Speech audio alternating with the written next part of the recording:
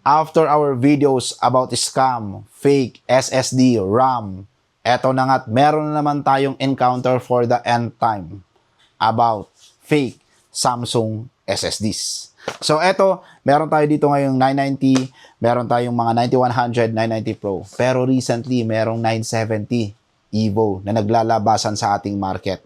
And I don't know if it's only the 970 Evo, pero we have documented the actual scene. Para at least makita nyo guys how these opportunistic people take advantage this crisis. So this video will say it all about on how they manage to fake the SSD na 970 Evo na buong akala mo nakabili ka ng Samsung, panalo ka sa deal, pero eto nga ang nakakatakot pa dito, hindi na lang po siya online na ibebenta, kundi even offline.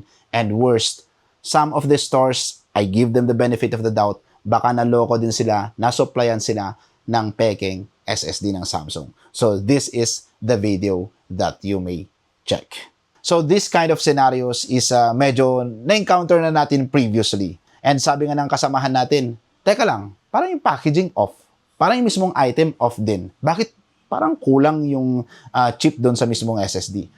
Then, syempre, our colleagues also have their personal computers. So they are also aware how is the labeling, kung paano siya na ilalagay sa mismong system information, sa mismong BIOS. So nakita nila bakit dikit-dikit yung mga text. Hindi ganito ang 970 Evo. Hindi na lang sa BIOS.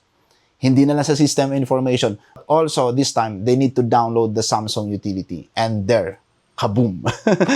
Nakita natin na hindi siya legit product of Samsung. So, ayun, beware guys. If you are having a very good deal, too good to be true, especially if Samsung yan, please always ask the seller or technician or yung mismong merchant to have it tested. Pero for peace of mind, I recommend that mag-avail lang kayo ng mga SSDs sa mga authorized dealers. Regardless of where did you avail that Samsung SSD, always download that Samsung utility to also double check. Para at least within the day, you can still raise the concern if in case man, naloko din yung mismong store na yun at nasupplyan siya ng peking SSD. So I give them the benefit of the doubt kaya I don't want to name drop the stores where they availed. Baka sila din ay biktima ho. Pero most of the time na-encounter natin itong mga ganitong klase ng concerns or scenarios from marketplaces like Shopee and Lazada. Alright, feel free to follow us for more videos like this.